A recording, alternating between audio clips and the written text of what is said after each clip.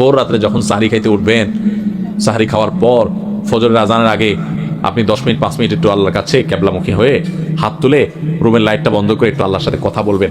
মানুষের সাথে বহুত কথা বলছেন, আল্লাহর সাথে একটু কথা বলে দেখেন। আল্লাহর সাথে কথা বলার স্বাদ আছে ভাই, অনেকে জীবনে একবারও এই স্বাদ পান নাই। একটু কথা বলে দেখেন, ভোর রাতে সাহরি খেতে উঠলে 10টা মিনিট একটু হাত তুলে কথা বলেন। কিভাবে কথা বলবেন? কথা বলবেন এইভাবে, ও আল্লাহ, কত গুনাহ আমি করেছি, কত পাপাচার আমি করেছি, মরতে আমার হবে, তোমার কাছে যাওয়া আমার লাগবে আল্লাহ।